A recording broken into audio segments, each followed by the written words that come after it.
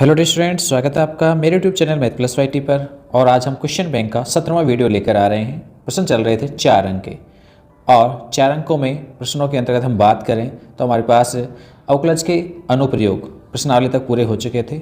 आज हम बात करेंगे समाकलन के अनुप्रयोग यानी क्षेत्रकलन की। क्षेत्रफल ज्ञात करना, परिबद्ध क्षेत्र का क्षेत्रफल निकालना। बात करें हम इस एक्सरसाइज में तो यहाँ पर हमारे पास केवल 11.1 एक्सरसाइज ही है। 11.2 वक्रों के मध्यवर्ती क्षेत्र को ज्ञात करना, वो टॉपिक हटा दिया गया है, तो उससे संबंधित क्वेश्चंस की हम चर्चा नहीं करेंगे यहाँ पर। तो इंपॉर्टेंट जो क्वेश्चंस बनते हैं हम उनकी बात कर लेते हैं। आइए शुरू करें आज का वीडियो। उससे पहले यदि आप मेरे चैनल पर नए हैं तो प्लीज़ चैनल को सब्सक्राइब कर लीजिए, बेल आइकन में ऑल प्रेस कर लीजिए ताकि आगे आने वाले वीडियोज़ के नोटिफिकेशंस मिलते रहें। अपने दोस्तों के पास शेयर भी कराएं ताकि उन्हें भी इसका फ़ायदा मिले, और लोगों तक जितना ज़्यादा पहुंचेगा उन्हें इतना ही बेनिफिट्स मिलेगा। हम आप लोगों की हेल्प के लिए सब कर रहे हैं, तो आशा करते हैं आप भी एक दूसरे लोगों, अपने साथियों की हेल्प करते रहेंगे।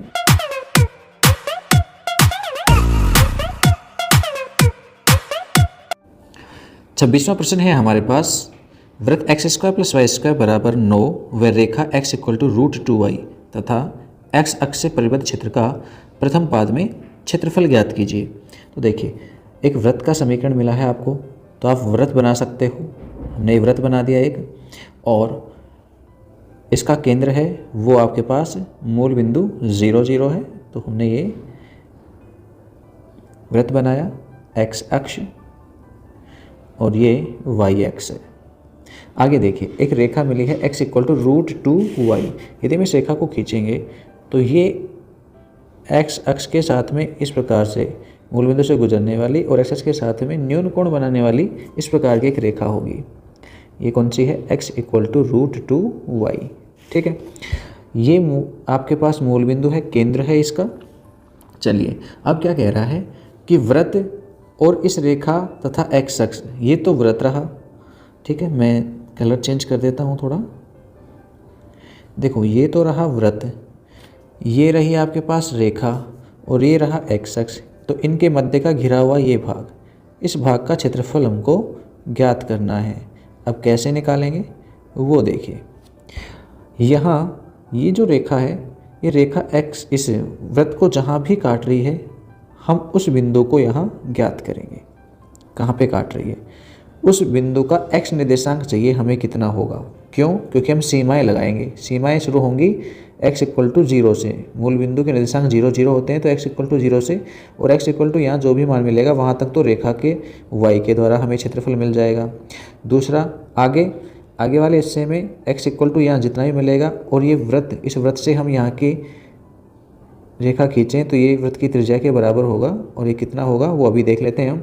देखो, x² + y² = 9, तो ये 9 को हम 3 का स्क्वायर कह देंगे, तो 3 स्क्वायर का मतलब है यहाँ पे त्रिज्या कितनी है? 3 है, तो यहाँ x = 3 हो जाएगा चित्र में। दूसरा, रेखा और वृत्त के समीकरण को हम सरल करेंगे तो देखिए, हमें चाहिए x का मान, तो हम y का मान यहाँ पे पुट कर देंगे। तो वृत्त व रेखा के समीकरण के प्रतिच्छेद बिंदु का x निर्देशांक क्यों? क्योंकि हमें केवल x निर्देशांक की चाहिए सीमाएं लिखने के लिए।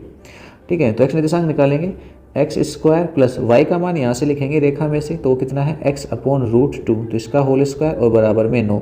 सरल करना चाहेंगे इसको तो हो जाएगा 2x² प्लस में x² और बटे में 2 और बराबर में 9।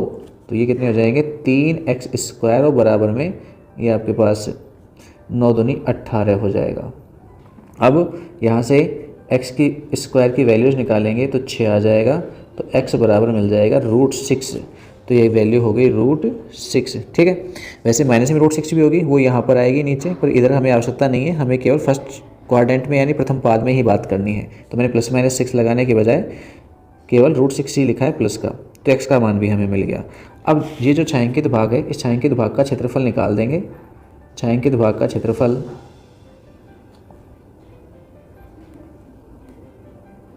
क्या होगा? इंटीग्रेशन 0 से लेकर के x = √6 तक आपके पास रेखा है, और सीमाएं जब x में लेंगे तो रेखा का y का मान लिखेंगे * dx, और इसमें आगे हमें ऐड करना है किसका? वृत्त का y। क्योंकि वृत्त के द्वारा घिरा हुआ क्षेत्रफल है, तो वृत्त का y और सीमा आपके पास लगेगी √6 से लेकर के कहाँ तक, √3 तक। केवल इतना सा ही मान है, छोटा सा, जो वृत्त के द्वारा घिरा हुआ है। तो हम इसमें वैल्यूज पुट करेंगे यहाँ पे।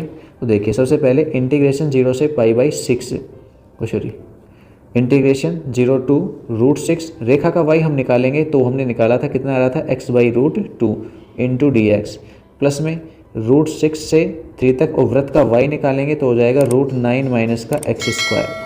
यहाँ 1/√2 और x का वर्ग करेंगे, वो समाकलन करेंगे तो x²/2 मिलेगा। सीमाएँ 0 to √6 होगी, और यहाँ पर इसका हम समाकलन करेंगे तो ये आपके पास हो जाएगा x/2 √9 माइनस का x² और प्लस में 9/2 साइन इनवर्स x/3। ये सूत्र लगा करके हमने सीधे समाकलन लिख दिया है। √6 से 3 ये आपके पास सीमाएं हैं। अब इसमें हम मान पुट कर देंगे सीमाओं के, तो 1/√2, √6 यहाँ रखेंगे तो ये हो जाएगा 6/2, रूट हट जाएगा और 0 पुट करने पे 0 आ जाएगा।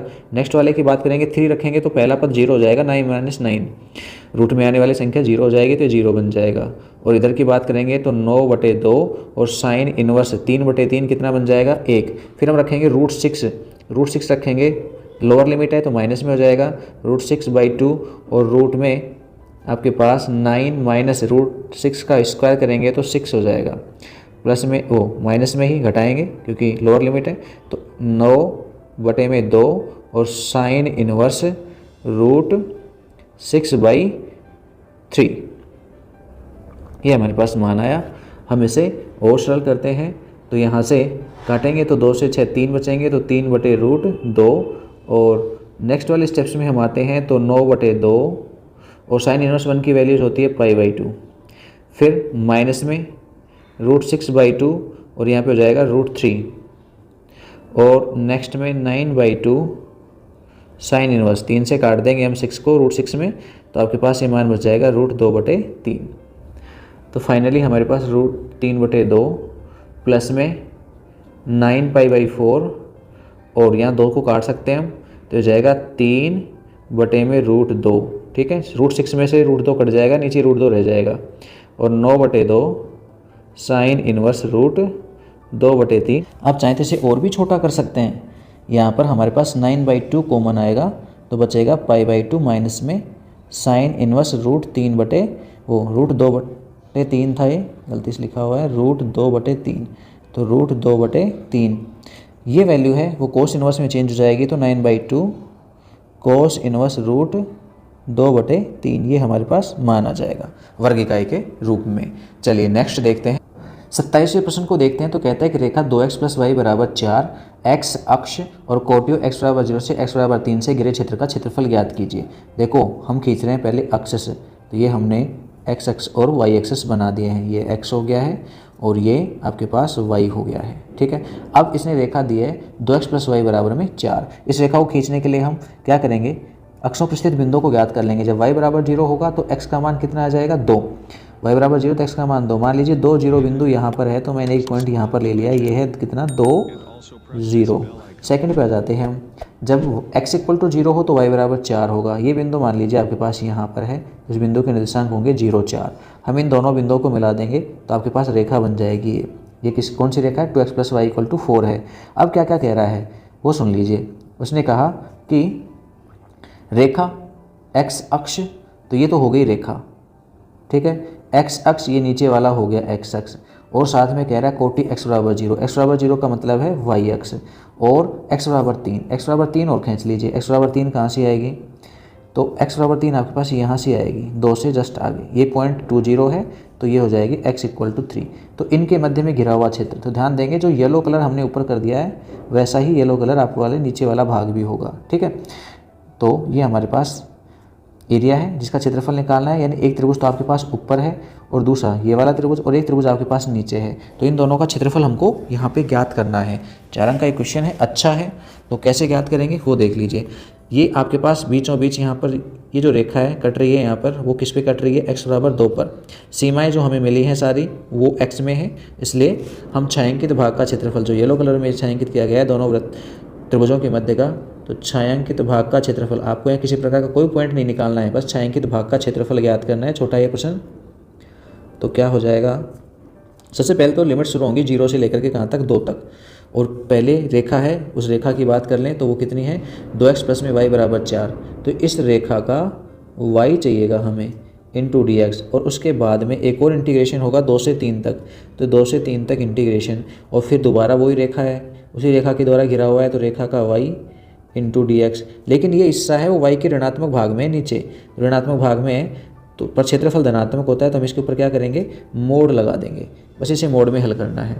तो रख देंगे हम y का मान, इंटीग्रेशन 0 से 2, रेखा का y निकालेंगे तो y बराबर हो जाएगा 4 माइनस का 2x। तो 4 minus 2x into D x, और दूसरा मोड में आपके पास मान होगा इंटीग्रेशन 2 से 3, रेखा का y, फिर से 4 माइनस का 2x इंटू डी एक्स। ठीक है, अब चलिए सरल करते हैं हम, समाकलन करेंगे 4x और माइनस में x स्क्वायर, 2 से 2 कट जाएगा इसलिए मैंने नहीं लिखा है, और यहाँ पर हम लिमिट लगा देंगे 0 से 2। नेक्स्ट की बात करते हैं, हम यहाँ पर समाकलन करेंगे तो वही सेम मिलेगा, 4x माइनस में x स्क्वायर, और सीमाएँ लगेंगी 2 से 3। ठीक है, अब हम पुट कर देंगे सीमाओं को, 2 रखेंगे तो 4 दूनी 8, और माइनस में 4, 0 रखेंगे तो 0 हो जाएगा। इस वाले में आ जाइए, 3 रखेंगे तो 4 3 12, माइनस का 9, और फिर 2 रखेंगे तो माइनस में 4 दूनी 8, और 2 रखेंगे तो माइनस माइनस प्लस का 4। इस मान को हम सरल करेंगे तो हो गया है 4 और 12 और 4 16, 16 में से हम यहाँ पे 17 घटाएंगे, तो 17 घटाएंगे तो मोड में -1 आएगा। ठीक है, अब माइनस में आएगा लेकिन मोड उसको क्या कर देगा, प्लस कर देगा, तो टोटल आपके पास आ जाएगा 5 वर्ग इकाई। ये छायांकित भाग का क्षेत्रफल जो शर्तें दी गई हैं उसके अकॉर्डिंग। तो सिंपल सा सवाल है। चलिए नेक्स्ट देखते हैं हम।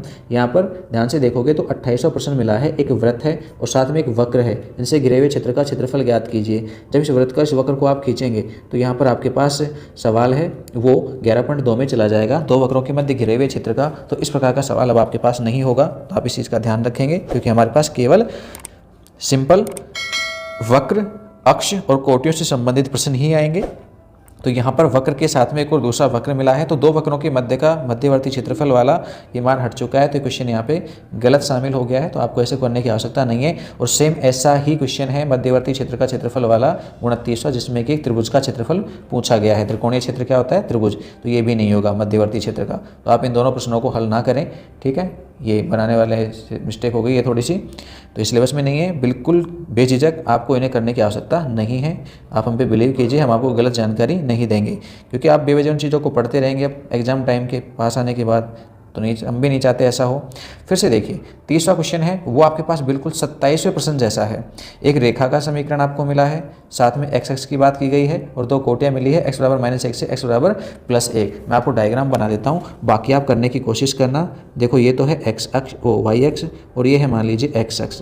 ठीक है, अब रेखा मिली है y बराबर 3x + 2। इसकी बात करें हम, तो जब y = 0 है तो x का मान -3/2, तो ये बिंदु आपके पास है ना -2/3, तो ये बिंदु आपके पास इधर आएगा नेगेटिव पार्ट में, -2/3 और 0।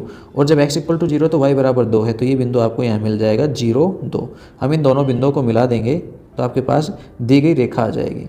अब देखिए इसने क्या कह दिया, x बराबर -1, x बराबर -1 कहाँ आएगा, -2/3 से थोड़ा सा आगे आ जाएगा यहाँ पे।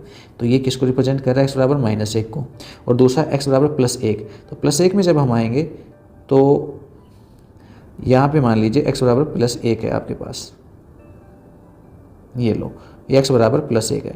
तो अब इनके मध्य का छायांकित भाग का क्षेत्रफल आपको निकालना है। तो ध्यान दीजिए कौन सा भाग छायांकित होगा, यहाँ का ये हिस्सा, ये छोटा सा त्रिभुज, और इधर का ये पूरा बड़ा त्रिभुज, यहाँ से ऊपर तक पूरा, ये 2 भाग आपके पास। तो सेम पिछला 27वां क्वेश्चन है, एक तो ऋणात्मक आएगा नीचे वाला हिस्सा, तो नीचे वाले का क्षेत्रफल तो हम निकालेंगे वो आएगा ऋणात्मक नीचे वाले त्रिभुज का, ऊपर वाले का निकालेंगे वो धनात्मक, तो नीचे वाले के ऊपर क्या लगा देंगे, मोड़ लगा देंगे। तो छायांकित भाग का मैं डायरेक्टली बता रहा हूँ, आप लिख लेना पूरा तरीके से। सीमाएँ होंगी -1 से लेकर के -2/3 तक। ठीक है, रेखा का y होगा यहाँ पर, और दूसरा पार्ट जो है वो आपके पास होगा इंटीग्रेशन -2/3 से +1 तक। ठीक है, और यहाँ पर भी वही रेखा का y इंटू डी एक्स हो जाएगा। पर ये ध्यान रखना फर्स्ट पार्ट में मोड लगेगा, और बाकी आगे आप इसे सॉल्व कर सकते हैं। ठीक, चलिए नेक्स्ट देखते हैं हम 31वां क्वेश्चन।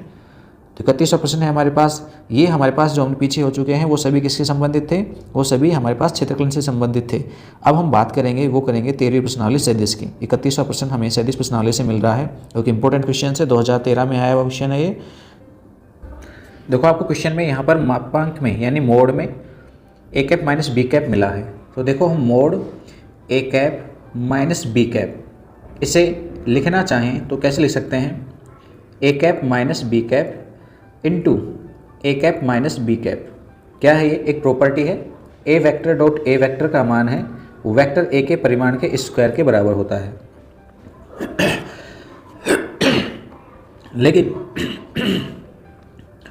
लेकिन देखो हमें मिला है ए कैप और बी कैप, दोनों के दोनों कैसे हैं, इकाई सदिश है। इकाई सदिश है, इट मीन्स उनका परिमाण कितना है, एक है। तो हम इस वाली कंडीशन को सब सोल्व करेंगे तो इधर तो ये ए कैप माइनस बी कैप के परिमाण का स्क्वायर रहेगा और बराबर वाले हिस्से को सोल्व करेंगे, इनको गुणा करेंगे तो ए कैप गुणा होगा ए कैप से। तो A cap dot A cap, dot product है इसलिए डॉट, फिर ए कैप को डॉट प्रोडक्ट करेंगे हम किससे, बी कैप से, पर बी कैप माइनस का है तो ये माइनस में आएगा। फिर माइनस बी कैप को ए कैप से करेंगे तो माइनस में B cap dot A cap हो जाएगा, फिर माइनस माइनस प्लस हो जाएगा और B cap dot B cap हो जाएगा।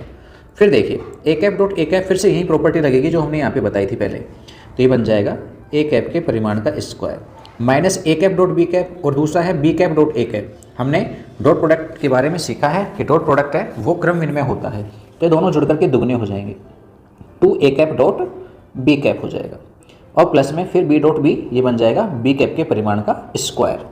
अब देखो ए कैप का मान के परिमाण का मान है वो 1 है तो 1 का स्क्वायर माइनस में 2 ए कैप बी कैप का परिमाण और कोस थीटा, थीटा क्या है, दोनों सदिशों के मध्य का कोण है। तो मैंने A cap dot B cap dot product का प्रसार लिख दिया है और बी कैप के परिमाण का स्क्वायर यानी 1 का स्क्वायर 1, तो 1 और 1 जुड़ करके 2 हो जाएंगे, माइनस में 2 ए कैप का परिमाण का मान 1, बी कैप के परिमाण का मान 1 है और गुणा में क्या है, कोस थीटा है। तो 2 माइनस में 2 कोस थीटा हो गया, 2 कॉमन आ जाएगा यहाँ पर, बच क्या गया 1 माइनस में कोस थीटा। इधर क्या था मान, ए कैप माइनस बी कैप के परिमाण का स्क्वायर। यहाँ देखिए 2 और 1 माइनस का कोस थीटा, इसकी जगह पर half angle formula 2 sine square theta by 2 लिखा जा सकता है। सही है, ये कितना हो जाएगा, 2 दूनी 4, तो यानी 2 का स्क्वायर और ये साइन स्क्वायर, तो एक साथ लिख दूँ 2 साइन थीटा बाई 2 का होल स्क्वायर, और इधर क्या है ए कैप माइनस बी कैप का होल स्क्वायर। दोनों तरफ स्क्वायर है तो हम वर्गमूल ले लेंगे, वर्गमूल लेंगे तो ए कैप माइनस में B cap equal to 2 sine theta by 2 होगा, 2 से हम इधर डिवाइड कर देंगे तो ये 2 से डिवाइड होते 1/2 और mod A cap minus B cap equal to sine theta by 2। तो यही रिलेशन उसने सिद्ध करवाया था जो हमारे पास आ गया है, तो ये हैंस प्रूव यानी सिद्ध हुआ। नेक्स्ट देखें हम 32वें प्रश्न को देखते हैं। कह रहा है ए बी और सी समान परिमाण के परस्पर लंबवत सदिश है। समान परिमाण क्या है, इट मीन्स वेक्टर ए का परिमाण और वेक्टर बी का परिमाण और वेक्टर सी का परिमाण तीनों इक्वल हैं, मान लिया किसी संख्या के बराबर है, ठीक है, और साथ में परस्पर लंबवत है। लंबवत होने का अर्थ है A vector dot B vector, इसके अलावा B vector dot C vector और A vector dot C vector, यानी प्रत्येक सदिश एक दूसरे के साथ लंबवत है। लंबवत होगा तो डॉट प्रोडक्ट कितना हो जाएगा, 0 हो जाएगा। अब कह रहा है सिद्ध करो कि सदिश A plus B plus C vector सदिशों ए बी तथा सी के साथ बराबर कोण बनाता है। तो एक नया ही सदिश मिल गया आपको, A vector plus B vector plus C vector. तो A vector plus B vector plus C vector का परिमाण हम निकालें तो कैसे निकाल सकते हैं, A vector plus B vector plus C vector का परिमाण निकालें तो परिमाण का स्क्वायर करेंगे जब कभी भी परिमाण निकालना हो तो। इसलिए इससे पिछला प्रश्न था उसमें भी हमने स्क्वायर किया था, ध्यान दिया हो तो। और अर्थ क्या होता है इसका, ए वेक्टर प्लस में बी वेक्टर प्लस में C vector dot A vector plus में बी वेक्टर प्लस में सी वेक्टर, यानी प्रॉपर्टी लगाई गई वेक्टर ए के परिमाण का square, it means vector A dot A vector. अब हम इसे सरल करना चाहेंगे, यहाँ गुणा करेंगे तो A vector dot A vector, दूसरा A vector dot B vector, इसके अलावा A vector dot C vector. B से करेंगे तो B vector dot A vector और बी वेक्टर को बी वेक्टर के साथ में डॉट प्रोडक्ट कर देंगे, इसके अलावा बी वेक्टर को सी वेक्टर के साथ डॉट प्रोडक्ट कर देंगे। फिर करेंगे सी वेक्टर को ए के साथ में, सी वेक्टर को बी के साथ में और सी वेक्टर को सी के साथ में, ये मान हो जाएगा। ए वेक्टर का ए वेक्टर के साथ करेंगे तो ए वेक्टर के परिमाण का स्क्वायर, फिर A vector dot B vector है और B vector dot A vector है तो ये क्रम विनिमय नियम की सहायता से दुगने हो जाएंगे, 2 ए वेक्टर डॉट बी वेक्टर। फिर आ जाएंगे हम नेक्स्ट पे, ना फिर ये समझ लीजिए हमने ऊपर सीधे कहा है, बात खत्म करिए। ए वेक्टर डॉट बी वेक्टर का मान है वो कितना है भाई, 0 है, तो ये मान 0 बन गया। ए वेक्टर डॉट सी वेक्टर भी जीरो है, बी डॉट ए ये भी जीरो है, तो बचेगा क्या, बी डॉट बी। तो बी डॉट बी को कहेंगे बी वेक्टर के परिमाण का स्क्वायर। फिर बी डॉट सी भी जीरो हो जाएगा, सी डॉट ए भी जीरो हो जाएगा, सी डॉट बी भी जीरो हो जाएगा, और लास्ट सी वेक्टर के परिमाण का स्क्वायर हो जाएगा। समझ रहे हो ना, डॉट प्रोडक्ट सारे क्या होंगे, जीरो। क्रम विनिमय का नियम का पालन होगा, तो A vector dot B vector zero है तो B vector dot A vector भी जीरो बनेगा। तो ये मान है, पर ये तीनों समान है तो के रख देंगे, तो के का स्क्वायर प्लस में के स्क्वायर प्लस में के स्क्वायर, टोटल हो गया 3k स्क्वायर। ये मान है किसका, A vector plus B vector plus C vector के परिमाण का स्क्वायर। वर्गमूल लेंगे तो A vector plus B vector plus में सी वेक्टर का परिमाण आ जाएगा, वो होगा √3k। ठीक है, ये वैल्यू हमारे पास परिमाण मिल गया √3k। अब क्या करना है, अब हमें कोण निकालना है। ठीक है, तो कोण निकालेंगे alpha vector A vector B और वेक्टर सी के साथ में। सबसे पहले फर्स्ट में माना, क्या माना, A vector plus B vector plus C vector तथा दूसरा वेक्टर कौन सा, ए वेक्टर के मध्य कोण अल्फा है, तब अल्फा के मान निकालें तो कोस अल्फा सूत्र होगा हमारे पास, और वो क्या होगा, दोनों सदिशों का dot product, A vector plus B vector plus C vector dot A vector, और नीचे दोनों का परिमाण A vector plus B vector plus C vector. ये कोण ज्ञात करने का सूत्र है भाई, क्या होता है, दो सदिश के मध्य में कोण थीटा हो तो सूत्र होता है A vector dot B vector upon A का परिमाण बी का परिमाण बराबर में कोस थीटा। तो यहाँ से हम गुणा कर लेंगे, अंश में डॉट प्रोडक्ट करेंगे, ए वेक्टर डॉट ए वेक्टर होगा और बाकी सभी क्या हो जाएंगे, जीरो हो जाएंगे, क्योंकि बी डॉट ए भी जीरो बनेगा, सी डॉट ए भी जीरो बनेगा। नीचे वाले का मान हमने निकाला था √3k, और ए वेक्टर का परिमाण के माना था हमने। ऊपर हो जाएगा वेक्टर ए के परिमाण का स्क्वायर, और नीचे हो गया √3k स्क्वायर। ऊपर भी क्या बना, के स्क्वायर, क्योंकि हमने माना ही के था उसको, तो √3k स्क्वायर, के स्क्वायर से के स्क्वायर कट जाएगा और नीचे √3 रह जाएगा। तो अल्फा की जो वैल्यू आएगी वो आएगी कोस इनवर्स 1/√3। ये पहला कोण आया। उसने कहा सभी कोण समान हैं। हम सेकंड की बात कर लेते हैं। सेकंड यानी ए वेक्टर प्लस में बी वेक्टर प्लस में सी वेक्टर, वह बी वेक्टर, पहले हमने ए लिया था अब बी ले लिया, तो बी वेक्टर के मध्य में मध्य कोण, पहले हमने अल्फा लिया था अब क्या मान लिया हमने, बीटा है, ऐसा हमने माना। तब कोस बीटा, जैसे ऊपर लिखा है वैसे डायरेक्ट लिख रहा हूँ मैं, क्या आएगा, B vector dot B vector, और नीचे तो कोई बदलाव ही नहीं आएगा, √3k डॉट के ही बनेगा, और B vector dot B vector का मान भी बी वेक्टर के परिमाण का स्क्वायर होता है।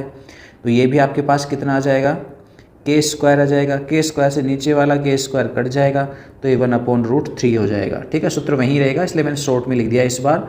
तो यहाँ आपके पास कोस यानी बीटा का जो मान आएगा वो कोस इनवर्स 1/√3 आएगा, ये 2 है। तो देखिए दो कोण तो समान आ गए, अल्फा और बीटा, और सेम ऐसे ही तीसरे को आप निकाल के देखिए। तीसरे में किस के मध्य में कोण मानोगे, A vector plus B vector plus में सी वेक्टर, इसके अलावा सी वेक्टर के मध्य कोण थीटा मान लीजिए या फाई मान लीजिए, फाई है, तब क्या हो जाएगा, कोस फाई। दोनों का डॉट प्रोडक्ट करेंगे तो यहाँ से सी वेक्टर डॉट सी वेक्टर ही मिलेगा, और नीचे वही आपके पास √3k गुणा में k आएगा, ऊपर वाला डॉट प्रोडक्ट सी वेक्टर के परिमाण का स्क्वायर हो जाएगा, और नीचे √3k स्क्वायर बनेगा, ये भी k स्क्वायर है, और नीचे भी √3k स्क्वायर है, क्योंकि सी का परिमाण भी k ही होगा, तो ये कट जाएंगे और 1/√3 आ जाएगा। तो यहाँ से आप जब फाई को निकालोगे तो फाई मिलेगा कोस इनवर्स 1/√3। अब देखिए आप समीकरण 1 को, 2 को और 3 को, तीनों अल्फा बीटा और फाई के मान को रिप्रेजेंट करते हैं, और दो तीनों के तीनों कैसे हैं, 1 2 तथा 3 से क्या मिला, अल्फा बराबर बीटा बराबर फाई, अर्थात ए plus B plus C vector है वो ए वेक्टर बी वेक्टर तथा सी वेक्टर के साथ समान कोण बनाता है। ये चीज़ यहाँ पे सत्यापित हो गई है। 33वें प्रश्न को देखिए, कहता है किसी सदिश ए वेक्टर के लिए सिद्ध करो कि ए वेक्टर क्रॉस आई कैप का होल स्क्वायर प्लस में ए वेक्टर क्रॉस जे कैप का होल स्क्वायर और प्लस में ए वेक्टर क्रॉस के कैप का होल स्क्वायर बराबर 2 ए वेक्टर के परिमाण का स्क्वायर होता है। हम किसी वेक्टर को मान लेते हैं कि माना ए वेक्टर जो है वो आपके पास A1 आई कैप, A2 जे कैप प्लस में A3 के कैप है, ऐसा हमने लिया। तब हम करते हैं LHS को सोल्व। LHS क्या हो जाएगा, परिमाण किसका, A vector cross I cap का स्क्वायर, फिर A vector cross J cap के परिमाण का स्क्वायर और ए वेक्टर क्रॉस के कैप के परिमाण का स्क्वायर। अब हम सभी जगह पर ए वेक्टर का मान रखेंगे तो A1 आई कैप, A2 जे कैप, A3 के कैप, ये क्रॉस प्रोडक्ट होगा आई कैप के साथ। नेक्स्ट A1 आई कैप प्लस में A2 जे कैप प्लस में A3 के कैप, और ये डॉट प्रोडक्ट होगा, वो क्रॉस प्रोडक्ट होगा जे कैप के साथ। और तीसरा A1 आई कैप प्लस में A2 जे कैप प्लस में A3 के कैप, ये क्रॉस प्रोडक्ट होगा किसके साथ, के कैप के साथ। और इन सभी के क्या हो रहे हैं, स्क्वायर, तो हमने भी कर दिए हैं। ठीक है, अब कीजिए क्रॉस प्रोडक्ट। आई का आई के साथ 0 हो जाएगा, जे का करेंगे आई के साथ में तो माइनस का के मिलेगा, तो माइनस में A2 के कैप। दूसरा A3 के कैप को आई कैप से करेंगे तो जे कैप मिल जाएगा, तो A3 जे कैप। ठीक है, क्रॉस प्रोडक्ट आपने पढ़ा है, इस प्रकार से होगा। यहाँ करेंगे A1 आई कैप को जे कैप से करेंगे तो के कैप मिल जाएगा, तो A1 के कैप।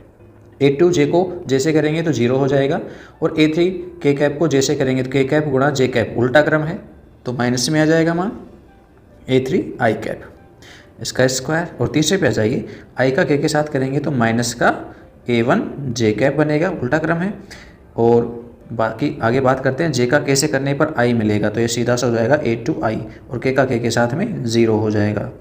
अब हम इनके परिमाणों का वर्ग करते हैं, तो परिमाणों का वर्ग मिलेगा A2 स्क्वायर A3 स्क्वायर। यहाँ पे परिमाण का वर्ग करेंगे तो A1 square A3 square.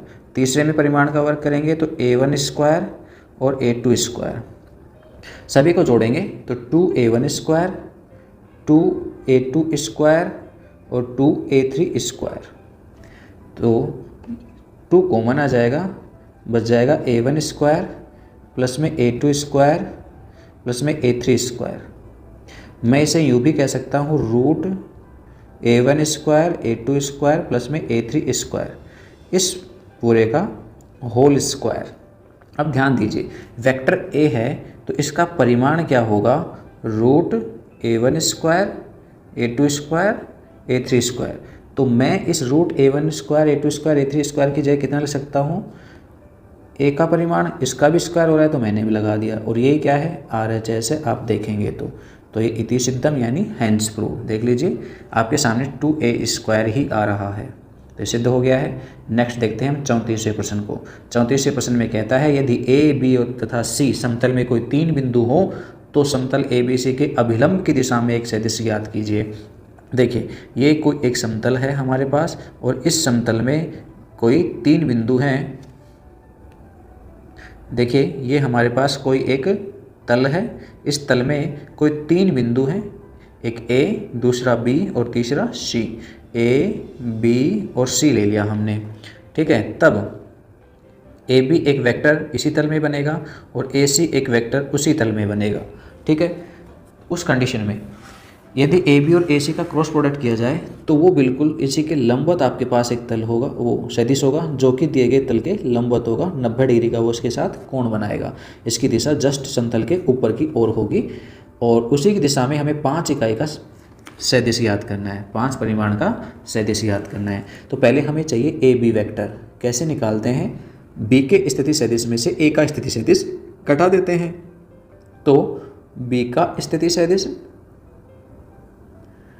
Minus में A का स्थिति सदिश, तो निकाल दीजिए क्या आएगा। 2 में से 1 घटाएंगे 1 आ जाएगा, तो 1 गुणा आई कैप, तो चलो ले देता हूँ 2 माइनस 1 आई कैप। दूसरा क्या होगा -1 माइनस 2 जे कैप, और तीसरा 1 माइनस में 2 के कैप। ये आपके पास AB वेक्टर आ जाएगा, यानी आई कैप माइनस में 3 जे कैप और माइनस में के कैप। अब निकालते हैं हम ऐसे ही AC वेक्टर। तो C में से A के निर्देशांकों को घटा के लिख देंगे -1 माइनस 1 आई कैप, फिर माइनस का 2 उसमें से 2 घटाएंगे जे कैप, और फिर प्लस में 3 में से हम 2 घटाएंगे के कैप। तो फर्स्ट हो जाएगा माइनस में 2 आई कैप, फिर माइनस का 4 जे कैप, और फिर माइनस प्लस का के कैप। ये आपके पास AC वेक्टर है। दोनों का हम क्रॉस प्रोडक्ट कर देंगे, तो AB vector cross AC vector हम इसे ज्ञात करें तो AB क्रॉस AC के लिए सारणिक I J K A B vector के अदिश घटक लिखेंगे 1 -3 और -1। ए सी के लिखेंगे -2 -4 और 1। सरल करना चाहेंगे आई कैप -3 -4 माइनस में जे कैप 1 गुणा 1 1 -2 को -1 से करेंगे तो +2 घटाएंगे तो -2। इसके अलावा के कैप को निकालेंगे तो -4 और -6, तो फाइनली हो गया -7 आई कैप और माइनस प्लस का जे कैप, -1 बचेगा यहाँ पे तो माइनस के जे से गुणा होगा प्लस जे हो जाएगा और -10 के कैप। तो हम इसी सदिश का परिमाण निकाल दें तो ए बी क्रॉस ए सी दिए गए तल के लंबवत है जिसमें तीनों बिंदु हैं, उसके लंबवत सदिश है, उसका परिमाण निकालेंगे तो 7 का वर्ग 49, 1 का 1 और 10 का 100, टोटल आपके पास हो गए 150। 150 को आप लिख सकते हैं 25 गुणा में 6 या कहें तो 5√6, ये आपके पास परिमाण आ गया। अब क्या पूछा है उसने, कह रहा है A vector cross B vector की दिशा में, इसकी दिशा में, तो हम पहले इसका निकालेंगे इकाई सदिश एन कैप, अभिलंब सदिश जिसे कहते हैं। क्या मिलेगा, ये A B vector cross A C vector और बटे में इसका परिमाण A B vector cross A C vector का मोड। तो ये मान आपको मिला था -7 आई कैप प्लस में जे कैप और -10 के कैप और नीचे परिमाण है 5√6। अब हमें एन कैप की दिशा में यानी लंबवत दिशा में 5 परिमाण का सदिश लिखना है। उस सदिश को मान लीजिए मैंने ए वेक्टर मान लिया, तो ए वेक्टर किसके बराबर होगा 5 एन कैप के, तो हम एन कैप को 5 से गुणा कर देंगे तो नीचे का 5 कट जाएगा, 7 आई कैप प्लस में जे कैप और -10 के कैप और बटे में √6, ये आपके पास आंसर आ जाएगा। चलिए नेक्स्ट देखते हैं हम 35वां प्रश्न कहता है A vector cross B vector का परिमाण ज्ञात कीजिए। मान ज्ञात कीजिए, यदि ए वेक्टर का परिमाण 10 है, बी वेक्टर का 2 है, A vector dot B vector का मान 12 है। तो देखो आपको क्या क्या मिला है, ए वेक्टर का परिमाण मिला है 10, बी वेक्टर का परिमाण मिला है 2 और A vector dot B vector का मान मिला है 12। हम ए वेक्टर डॉट बी वेक्टर जो दे रखा है उसको सोल्व करते हैं। क्या है सूत्र इसका, ए वेक्टर का परिमाण बी वेक्टर का परिमाण और कोस थीटा बराबर में मान मिला है 12।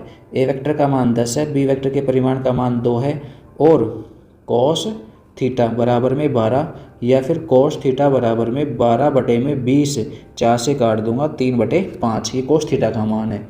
तो साइन थीटा का कितना होगा भाई, √1 माइनस कोस स्क्वायर यानी 9/25, सरल करेंगे तो 16/25, तो ये आपके पास आ जाएगा 4/5, ये साइन थीटा है। इसलिए A vector cross B vector का परिमाण क्या मिलेगा, A cap B cap sine theta, ये आपके पास परिमाण आएगा। तो ए कैप का मान 10 है, बी कैप का मान 2 है और साइन थीटा का मान है वो 4/5 आया हमारे पास। हम काट देंगे 5 से तो ये 2 आ जाएंगे, तो 2 दूनी 4, 4 चौक 16, तो आपके पास 16 मान आ जाएगा किसका, A vector cross B vector का। तो गाइज आज के वीडियो में इतना ही, नेक्स्ट वीडियो में हम फिर से मिलते हैं शेष बचे आगे के क्वेश्चंस को लेकर के, तब तक के लिए इजाज़त दीजिए, बाय।